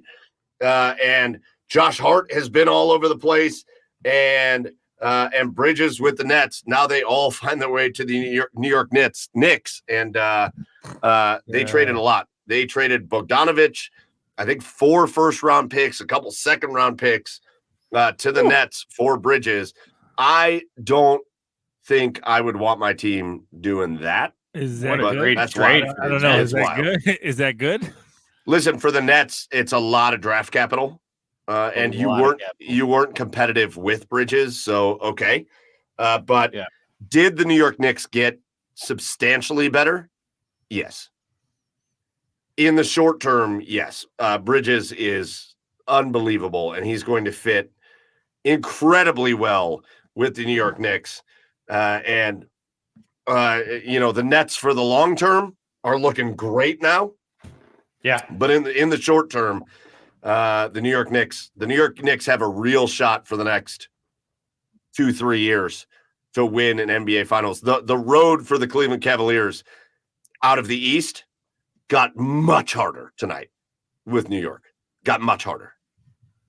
So that sucks. So they trade Evan Mobley and then they trade Darius Garland. Yeah, good. Done. Deal. Sweet. I hate you. No. All right, so we did our assholes of the week. Just a couple things I want to do before we get out of here. There's 2 things I want to talk about. We already started hitting on it, but we're approaching the All-Star break, and it means we're about a month away from the trade deadline in Major League Baseball. And really what we're doing is coming up on the halfway point of this Major League Baseball season, and your Cleveland Guardians are officially the second best team in baseball. What the hell is going on, baby? What in the hell is going on with these boys? And don't take that as me complaining. 51-26. They are doubling up their losses. They have gone to Baltimore, right? Baltimore is viewed as an elite team in the American League. They are neck and neck with the New York Yankees as the 2 best teams in the AL East. And the Cleveland Guardians, after sweeping the Toronto Blue Jays at home this weekend, the Cleveland Guardians have gone into Baltimore and taken game 1 yesterday. They took game 2 today. Is this a 4-game series? I can't remember. Or do they have a day off? Hold on, let me look. I believe they have a day off. They don't have a day off, but they go to Kansas City Thursday. That's a shitty day. That's what it is. Okay. And Yeah, they don't. I knew Wow. Baltimore has 3 games. What the hell is this schedule? They don't have like a getaway day tomorrow, so they're playing a night game again tomorrow, and then they travel to Kansas City to play Kansas City. That sucks. But they have won the series in Baltimore. They took the first 2 games again, so now riding a 7-game winning streak. Boys, I don't even know let's look back.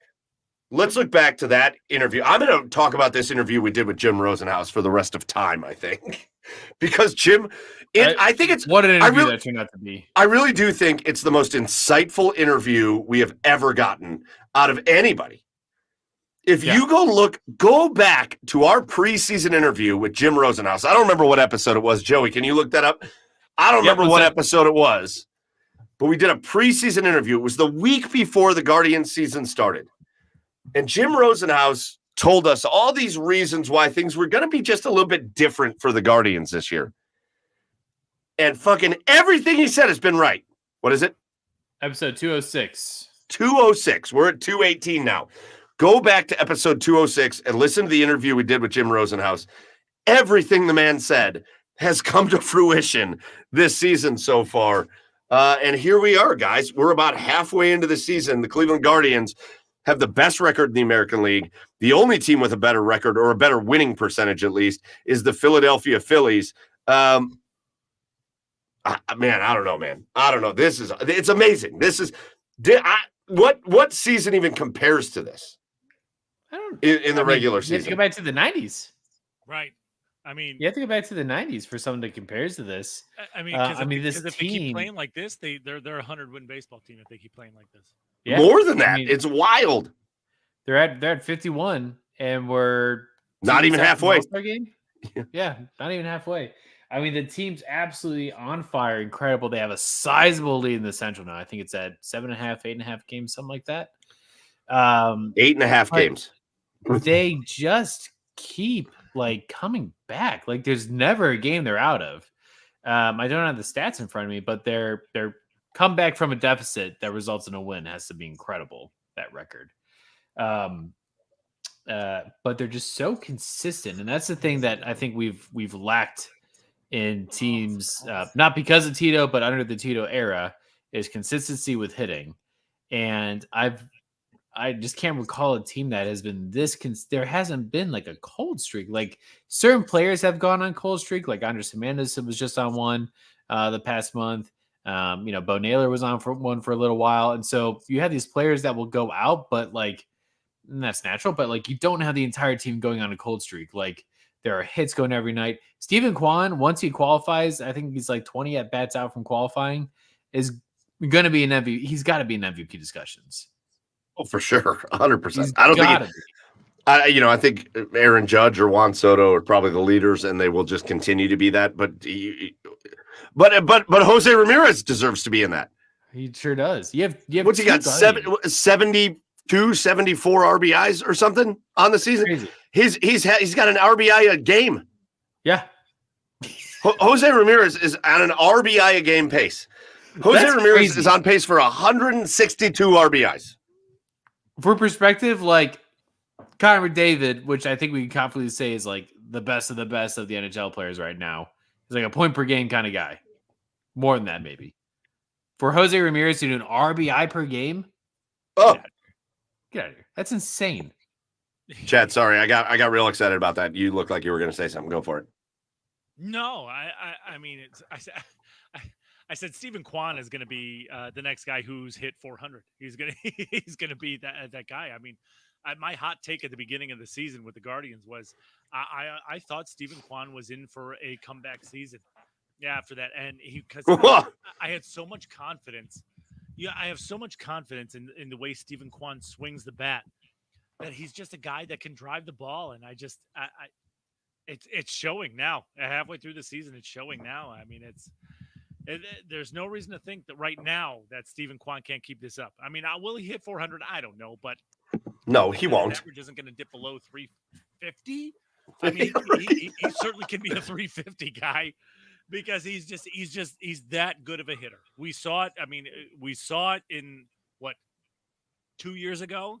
Yeah, he struggled a little bit last year, but I mean, he's a guy that just has that consistent swing with his bat that I think he's a good player. But yeah, I mean, the Guardians overall, how could you not be excited?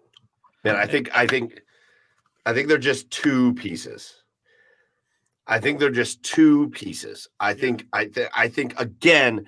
And this is what it's reported, and we've got some people lined up to come on and talk Guardians with us. But what it's reported at the trade deadline, and I hope they do whatever they need to do before the trade deadline. When you're in a situation like this, they don't need to do too much.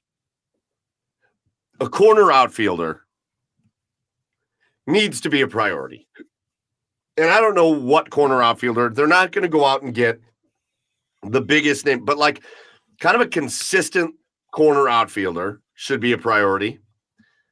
Because again, when you look at the consistency that they're getting out of Kwan and Jimenez and Ramirez and Fry and Josh Naylor, if you could just add one more consistent bat to that, you're going to get 6 consistent bats and then 3 guys that are going to fluctuate, right? But that's what they've been so good at, just having one guy fluctuate down when the other guy fluctuates up, right? Yeah. Maybe Tyler Freeman kind of takes a cold spell, but all of a sudden Will Brennan is Chill Will and he's knocking home runs. And then Chill Will kind of goes down and it's, I don't know, Bo Naylor. Look at how hot Bo Naylor is right now. Bo Naylor's on fire right now. 3 more hits tonight. Ice cold. And that's most of June. If you can get 6 guys that are pretty steady and 3 guys that are just going to kind of swap out with each other, that's a solid recipe. That's solid. And you got to get one more pitcher. We can't keep watching. You cannot keep throwing. I don't know whether you're going to keep throwing sticks, even though, oh my God, he's just been brutal. Or I don't know.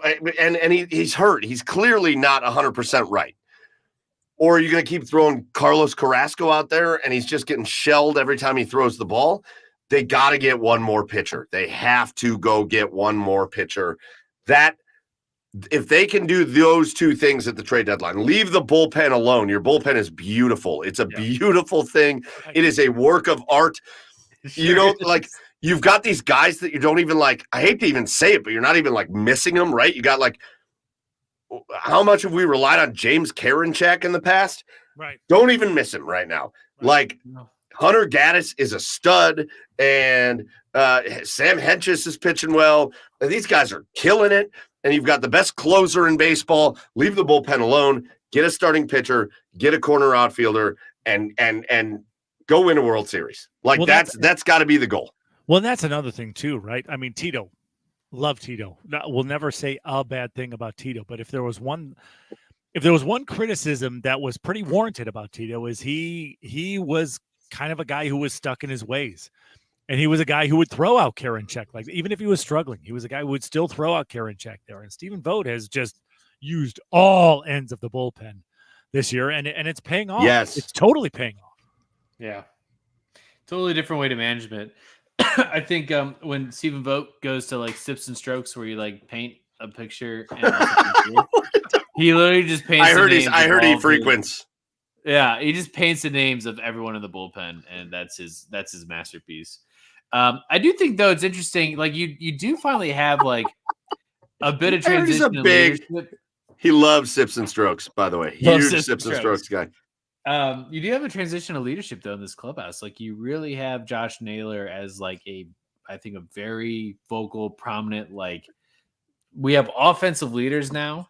And not that like Jose wasn't in the past, but like, I mean, past Jose, there hasn't been a whole lot of offensive leaders that would be leaders in this clubhouse. I just feel like you have a lot of leadership that's going well with this organization. Everyone seems to be rallying behind Stephen Vogt. It's a hire that like at the time I was very skeptical of it. You don't know until you know. But it's turned out phenomenal. He's made almost every right decision he can make. And he seems to have the clubhouse, really happy with him. It's really exciting to see. So I agree. There's probably two pieces we need going to this trade deadline, but happy to say that we are buyers this year and something will happen that will be good for us. I'll tell you what, I can't wait. End of July, boys. I'm headed out to Philly. I'm going to go see the Guards and Phillies. Oh, sick. Series. So I'm excited. Dollar Glizzy night? Huh? Is it Dollar Glizzy night? Probably. $1 what? Glizzy. Was it? Oh, hot dog. You mean a hot dog? Yeah, $1 hot dog night. Yeah, Dollar Glizzies. You Well, can do the listen. 9 and 9. 9 beers, 9 hot dogs, 9 innings. Here's the two names that I've heard most swirling around rumors for the Cleveland Guardians, and one of them got brought up by Zook Zuchango in the comments. Says he would like Taylor Ward, the outfielder for the LA Angels, a guy that's hitting like, I don't know, he's hitting like close to 250. He's got like 13 homers, and I think he's got a bunch of RBIs, if I'm not mistaken, like 50, 40, 50, something like that. Taylor Ward would be great. That's the kind of player. They're not bringing in Julio Rodriguez. They're not bringing in like the biggest name guy, but a guy like Taylor Ward would be perfect for this run and next year's run. I don't think Taylor Ward's ready to be done. I don't know his contract situation. But the other guy, and this one has me salivating, Chicago's pitcher. I don't know how to say his last name. Is it Fetty? Eric Fetty? He is 31. He is I think he's like 5-2 on the season. He's got a 3.05 ERA. The only reason he isn't like 10-1 is because he plays for the goddamn White Sox. He has been unbelievable. Unbelievable. The dude is an absolute stud. And he is a guy I would love to see them go get for the stretch run, and a guy that you could probably get without giving up the farm, because he's a guy that's been around for a while. He pitched for the Washington Nationals. God, he made 27 starts there last year, and he's never been as good as he is this year, but he's figured something out this year with the White Sox, and I would love to see them go grab him from the White Sox for the stretch run. So those are the two guys that I would love to see. Those are the guys I got my eye on. But again, the Guardians are going to be buyers. And this is my favorite situation with the Guardians because they've shown us over the years they don't spend a lot of money in free agency. They're never going to spend a lot of money in free agency. And I'm always going to hate them for it because you can find good hitters and good pitchers in free agency. But when they're good, the Guardians have always been really good at the trade deadline, always been good at the deadline. And I think we can rely on them to do that again this year. So, boys, I know it's 10:35. I want to do one more thing with you guys. I want to get your opinion on one more thing, and then we're going to get out of here. But I don't know if you guys are as excited as I am, but we are just literally weeks away from NCAA College Football 25 EA Sports. The college football franchise returns. I can't wait. I am so excited for this. I'm going to play more video games maybe than I have ever played in my whole life. I am just going to play video game after video game after video game. I'm going to wait for my family to go to sleep at night, and then I'm just going to play 2 hours of straight NCAA football. Shit out of you. I'm going to beat the shit out of you so bad. Yeah, no, that's fine. I won't even. Oh, we will get a league going. We'll do a Garage Beers league. Let's get a Garage Beers league going, and you guys can all jump in.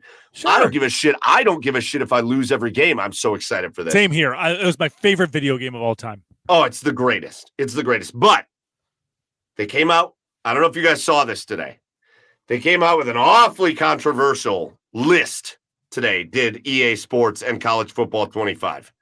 Because, they're going to bring back what they call Stadium Pulse. I don't know if you guys remember that, but if you went to like a kick-ass stadium and the crowd got loud, your screen would start shaking and your controller would start vibrating and it was hard to call your plays. Well, they're bringing that back. And they released today, and I'm going to give you the list first, and then we're going to talk about it.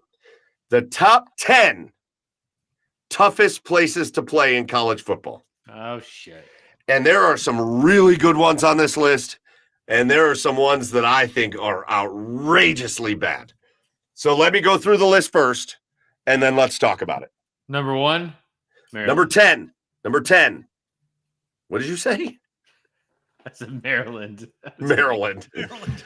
Number 10, the Swamp, Ben Hill Griffin Stadium, University of Florida. Okay. Sure. Number 9, they're going to keep it in state in Florida, and they're going to go to Doak S. Campbell Stadium, the home of the Seminoles. Sure. Okay. Number 8, they're going to take it to Norman, Oklahoma, Gaylord Family Oklahoma Memorial Stadium, the home of the Sooners. People might be like, "What is that?" But no, that's actually a really compact stadium. That actually gets loud. Oh my God, Browns Bandito in the comments says, "Where's Grand Canyon University?" Listen, they don't even have a football team. But if you want basketball, yeah, you're not surviving in that. Number one. Yeah. Number 7, Camp Randall in the Big Ten, home of Wisconsin. 100%. Number 6, Beaver Stadium, home of the Nittany Lions. 1,000%. Yep. Number I don't 6. know. I don't know that you can argue any of those 5. No, you can't. Should be in the top 10. Yeah, you can't. But Penn State at 6 is wild. It's wild. Here's where a little higher. Well, here's where we start. 5. Here's where we start to get to some questionable ones, and I'm going to start right here. And this is a game. This is a stadium I've been to a couple games at, and I would not have it in the top 10. Number 5, Sanford Stadium, home of the Georgia Bulldogs. Ugh. No. Oh, it's front runner. There are at least 3 other stadiums I can think about that I've been in that are much louder than that. I'm going to give you the next one, number 4, and I'm going to tell you this is one that I don't think belongs in the top 10. Ohio Stadium, home of the Buckeyes. Okay. Yeah. No. I'm probably right. Number 3. I mean, I think it belongs in 6 through 10. Also, Ohio Stadium belongs 6 through 10, somewhere in there. I don't think it belongs in the top 10. Corporate atmosphere. Are we basing it off of just noise, though? Just straight noise? Toughest places to play? No, it's noise and it's toughest places to play. But to me, when I think of toughest places to play, I don't. Of course, it's a hard place to play because Ohio State's always good every year. Well, it's good every year, but the thing is, like 108,000 people. Yes, they're going to be loud, but is it crazy? No. Are they loud? Are they loud for 108? I've been to stadiums with. I've been to games at the Brown Stadium and been way louder than anything I've ever seen at Ohio Stadium. For a big game, sure, but like not for like Bowling Green. No, never been to a college football game. Number 3 is undeniable. Number 3 should be, I think, higher than number 3. Tiger Stadium, Death Valley, LSU. Yeah. Well, they should specify at night because the Tiger Stadium during the day is way different than Tiger Stadium at night. It's also, any of these southern stadiums are hot as balls during the day. The people are just trying not to die in the stands. Right. Number 2, the most overrated one, in my opinion, on the list, even though it's probably the toughest one to play at because the team is so good. But Bryant-Denny Stadium at Alabama, nah. It's okay. Nothing about that screams that it should be on this list to me. It's okay, but no. Oh, I know why you're mad. Oh, no, I'm not mad. I'm not mad because they got number 1 right. Oh, okay. All right. They got number 1 right. Number 1 is 100% correct. And that is the home of my Fighting Texas Aggies. Kyle Field, 110,000 people, never sitting down, going absolutely ballistic all game. It's the stadium that sways.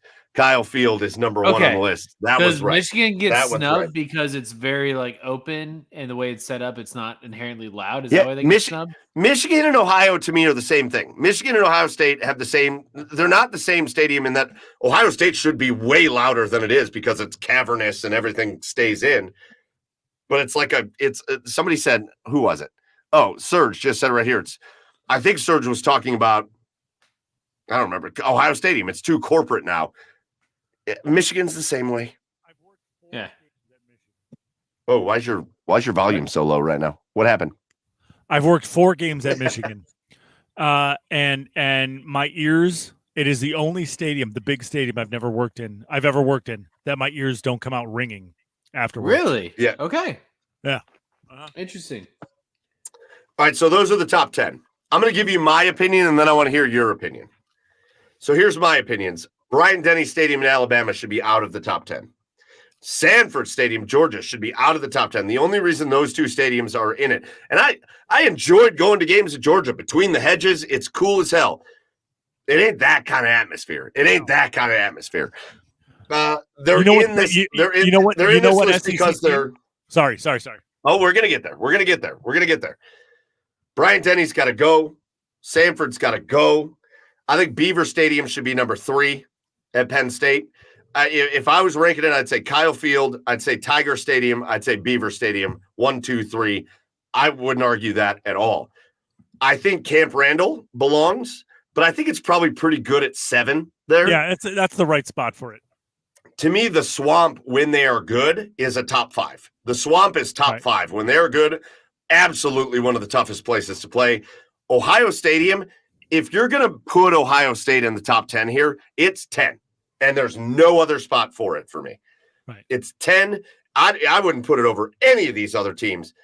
And then we talk about the ones that we're missing. And Chad, I give you a hard time about it all the time because you talk about it so much.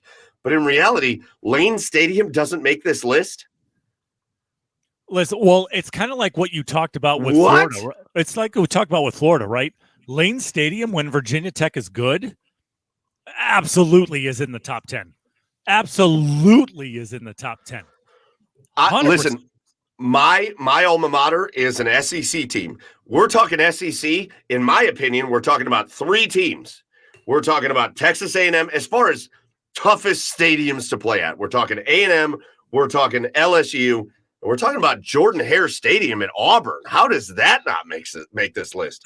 Outrageous. Honestly, outrageous. You know who's louder and who's tougher, and you guys are going to think I'm crazy, but you guys know who's louder and tougher to play in, especially when they're good. Outside of Auburn and Georgia, or excuse me, Alabama and Georgia, South Carolina. South Carolina is just as tough, maybe if not tougher, when they are good for a big game that they get up. It's a tough stadium of playing.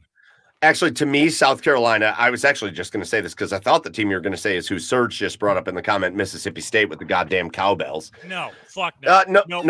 No. To me, South Carolina and Mississippi State are the same. To me, they're the same. I would put their atmospheres on a higher level than I would put Georgia. Yes. I don't know. I think that's wild. Again, to me, it's Kyle Field. It's Tiger Stadium. It's Beaver Stadium. It's the Swamp. And I'm probably putting Virginia Tech in the top 5. It's one of the wildest places. It really is. It really is. People think people who've never been there probably think you're crazy, but think I'm crazy and you're crazy. But no, but if you've never been there, you have no idea. It is incredible. Again, I'm kicking out Bryant Denny. I'm kicking out Stanford. How's Oregon not on this list? Autzen Stadium is wild. Yeah. How is Washington? I think we're talking about the Pac-10, which is now other conferences. How is Washington not on this list? An outrageous stadium. It's loud as hell. And talk about cavernous. They put a goddamn roof on it. That place is nuts. Because Washington has only gotten good the last couple of years. That's why. That's why. Maybe. Joe, I know you've never been to a college game, which I'm going to have to change. I'm going to have to take you to Kyle Field. Actually, we should do a Garage Beers trip to Kyle Field. Sure. Let's organize that. Bowling Green is playing at Kyle Field this year, which is hilarious. That's funny. I don't know. Are there any other that you could think of just watching that you're like? Look, as somebody that went to a basketball like 7,000 person school, where our best chance for a college football game was Vanderbilt University. Yikes. No, I don't even feel like I am nearly educated enough to talk about college football atmospheres. If we're talking about if we're talking about a school that didn't make it on this list, and I'm not real happy with them right now because of recent events. Texas. But we're not talking about Tennessee. Oh, yeah. That BYU. place is No balls. Shut up, BYU. I knew BYU was coming up. Have you seen those mountains? They're amazing. Oh my God, those mountains. Oh man. Yeah, I don't know, man. Tennessee just sucks. Their fans are unbearable. Have you seen the videos? Gross. Oh, I agree. But have you seen the videos? You're talking about night games at LSU. Have you seen those videos of the light shows they do at night games at Neyland Stadium? It's Neyland Stadium, right? I'm not losing my mind. Spooky Rocky Top, like Halloween. Spooky Rocky Top. Spooky Rocky Top. Look at that. And is Neyland Stadium still it's one of the top 5 biggest stadiums in the country. It's massive. I have seen the stadium. It's huge. I mean, so they do those Spooky Rocky Top videos are goosebumps inducing, outrageous atmosphere. I just mean to say, like, that kind of shit, you don't see that at Alabama. No. You don't see that at Georgia. Nope. You don't see that like Ohio State. You don't see that at Ohio State. The fact that they ranked Ohio State as a tougher atmosphere to play in than Penn State, outrageous. Yeah. Outrageous. It's outrageous. So I didn't love the list. I think they got some things right. I do think kind of that back 5. I think they got. I think those were great. You couldn't argue any of those, but I think you could argue some of them should have been higher, and some of the top 5 should have just been out altogether. But boys, we're weeks away from just being degenerate video game players when college football is back. I'll get the league set up for us. We'll get some Garage Beer fans in as well, and yeah, get a league going. Let's do it. All right, I don't know where Chad went, but let's get to our last segment of the show, and let's do our cheers of the week. And I kind of need Chad for mine. So Joe, why don't you kick us off with your cheer of the week? So I started this Instagram album for anytime I see something either asshole of the week related or cheers of the week related. I saved it to it, and I forgot to save one for this week. But I'm going back to something that TSN posted on February 29th. I think it's just ridiculous.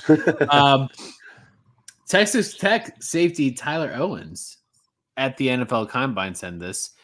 He was recently signed to the Washington Commanders as an undrafted free agent. But the quote is, "I don't believe in space. I don't think there's like other planets and stuff like that." And that's the quote. And I don't know if that was like the cheer or asshole of the week I was going for. Wait, that's your cheer of the week? But yeah, man, speak your mind. Speak your mind, and you'll still get signed to NFL teams. Just be you, man, and everybody. Just be yourself. Yeah, God knows when you look up at night, none of that shit exists. No. It is total. Oh God, what's the Jim Carrey movie? Yeah, The Truman Show. Truman Show. Total Truman Show vibes. Yep. In case I don't see you, good afternoon, good evening, and good night. I'm waiting for Chad to get back because I need him for my cheer of the week. So we had Serge came in with late entry for asshole of the week. Dr. Disrespect. If you're not a gamer, you may not be familiar. I don't really even know this guy so much because I don't watch like Twitch streams of gamers, but this guy is one of the biggest, millions and millions of followers. And apparently he likes to do some Snapchats with the minors, and he got caught. And the best part was when he was live streaming when he got a text that was like, "Hey, you're getting caught." And he like panicked and just shut off his live stream. But then he released a statement today that was like, "Yeah, I did this, but if you're one of the haters that thinks I'm just going to go away because of this, you're wrong."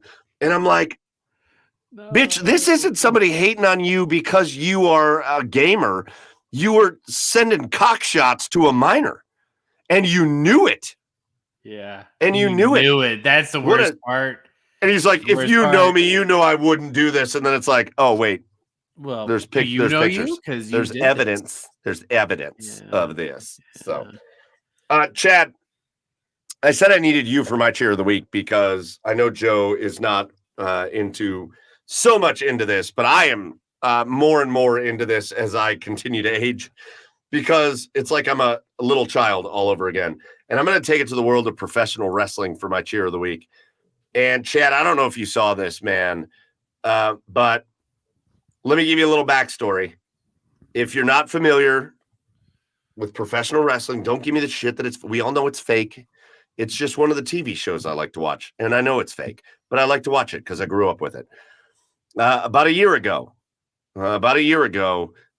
we got news that my favorite pro wrestler at the time, a guy whose storyline I thought was so fun and intriguing, a guy by the name of Bray Wyatt or Wyndham Rotunda, who, if you're an old school wrestling fan, was the son of IRS Mike Rotunda, died suddenly, had some heart problems and died. And it was awful. It's one of those celebrity deaths where I just really, really liked the celebrity. And it hit me in a certain way. Yeah. And he had a wife and young kids, and his storyline in the WWE was so awesome. At that particular time, he was the only reason I kept watching wrestling, because there was a time when the PG era of wrestling is boring. It's very boring. Yeah, he was awesome, and he died.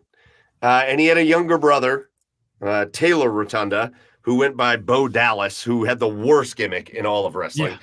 Yeah. And he kind of had disappeared for a while, but they started bringing him back. And they started bringing him back as this fictional character that it's a really great story. The two boys had like an imaginary friend when they were little that they called Uncle Howdy. And all of a sudden, Uncle Howdy started showing up as like a horror character. Yeah. In this storyline. And it was like super intriguing. And then Bray Wyatt died or Wyndham Rotunda died. Right. In any case, Uncle Howdy was back. Yeah. And he showed up on Monday Night Raw this week with what they are calling the Wyatt Six, SICKS, which I think was cool. And there's 4 others at this point, and it's unclear whether the 6th is reserved for Bray Wyatt himself or if it's going to be Akron legend Alexa Bliss coming back. Columbus, you mean? Oh, yeah, well, Akron cheerleader. Akron, yeah. Anyways, did you see the interview last night? Yeah, I did. On Monday Night Raw? Yeah, sure did. Sure did. So it feels like fuck this.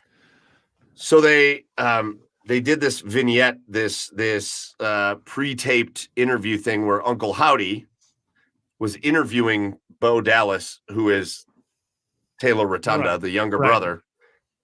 And Uncle Howdy they are the same person. So they just used whatever special effect to just put them together. Anyways, there were moments. Uncle Howdy looks over at Bo Dallas and goes, "How did you feel when your brother died?" Yeah. I was like, what? Yep. And then it's not real. It's all scripted, but they did such a good job of making it feel real. But to make you feel that though, like, yes, it doesn't matter if it's scripted or not. Like that's right. exactly what it and that's exactly what that's exactly what movies do to you. Sorry, I know I talk over you guys. Last couple episodes, I know I talk over you guys a lot. I'm sorry. No, I was like laying back on the couch last night and I was watching it in between like the NHL and the college baseball. And I kind of was sitting like this. And all of a sudden he asked that question. And I was like, I sat right up. I'm like, whoa. Are we like, so anyways, I don't mean to be boring and take 20 minutes with this, but the story that they are creating and the willingness for them to take something that the deceased brother in Bray Wyatt really worked hard for. And he kind of built this story and they're taking it and moving it along kind of in his honor. I think it's super cool. So I thought it was really cool. One of the coolest moments I think I've ever seen in professional wrestling. And so I'm making it my cheers of the week. That's my cheer. Yeah. I mean, I tell you what, just to kind of piggyback off that a little bit, Mike, I mean, it's the older I get, obviously I'm not like, oh my God, is he really hurt? Like, I'm not like trying to pretend that it's real anymore or anything like that. But what I do appreciate is the process and the creativity behind all of this stuff. Yeah. That's what I really appreciate. Same thing I like about a TV show. It's the same thing. It's the same damn thing. I've worked a lot of WWE shows in my time. And also, and another thing you have to appreciate is the absolute machine that that production crew, that the set guys put together. Like I remember I got there at 8 a.m. one time for a Monday Night Raw show one time. And if you've never been to one, they have a whole jumbotron. They have a ramp they have to set up. They have a ring. They got to do it that day. Yeah. They were in there at 8 a.m. and they were done by 11:30, which, you know what they do? They have a crew that tears that down that night. Yeah. To the next place. Yeah. Like, but they are on tour all year. Yeah, and that's what it's a machine because it's a thing. It's like any other crew it would take hours to do that, but they have it down to such a science that it's like down in hours and up in just a couple of hours. It's insane. Anyways, that storyline was mine. All right, Chad, finish us off with your cheer of the week. Yeah, my cheers. I'm just going to keep it simple now, boys. The Phillies lost tonight, so that means your Guardians have the best record in the MLB. Oh, let's go. so go Guardians. That is the most outrageous damn thing. It's outrageous. The Phillies lost to the Tigers. Oh, the Tigers won. Yeah, they lost to the Tigers. That's fine, I guess. We're 15 games ahead of the Tigers. Yeah, right. Yeah. Oh my Lord. Holy smokes. Yeah. Boy, yeah, that's true. That's crazy. The Guardians have a 662 winning percentage. The Yankees have 642. Right. The Phillies have 658. Right. And the Dodgers have a 613. Oh, maybe the stat of the day, though. Jesus. We are 31 and a half games ahead of the White Sox. Yeah. So we would have to lose those. We would have to lose July and like August for them to catch up. Right. Let's start picking off some of those players. All right, boys, we've gone till 11, but it was super fun. And there was a lot to talk about before we really get into the doldrums. Again, we've got some other guests that we are working on, and we've got some new guests that we are working on, thanks to Tim Alcorn, who jumped on earlier just in the comments. So make sure you're tuned in to the Garage Beers podcast on the socials at The Garage Beers on Twitter and Facebook and Instagram and TikTok. And make sure you are tuned into all that as we announce who we're going to have coming up, and make sure you don't miss our shows every Tuesday at 9 p.m. If you do miss our shows, you can catch the podcast version on Apple, Spotify, iHeart, wherever you catch your podcasts, or you can just come back to YouTube or Twitch and check them out there. Last thing we got to do is get to our thank you. So first thank you goes to the OBR for hosting us, the Orange and Brown Report. Get to the OBR.com. and make sure you hit subscribe, and make sure you are tuned in to the OBR for all the best Browns coverage 4 nights a week with the OBR on the OBR streaming network. Just make sure you're tuned into everything the OBR's got going on. Our biggest thank you of the night goes out to all of you. You guys made it fun. You guys got into the comments. You gave us some things to talk about. You made some really funny comments. If you joined us live here tonight, cheers to you guys. We love you. If you didn't join us live, we still love you, and we love the support. Get onto our socials at The Garage Beers. Tell your friends to follow us. Let's grow this thing even more. But that's going to do it for episode 218 of the Garage Beers podcast. For Joey down in Nashville, Tennessee at Garage Beers Joe. For Chad over on the east side of Cleveland at Garage Beers Chad. I am Michael Keefe at Garage Beers Mike. And until next week for episode 219, we'll see you then. And cheers, everybody.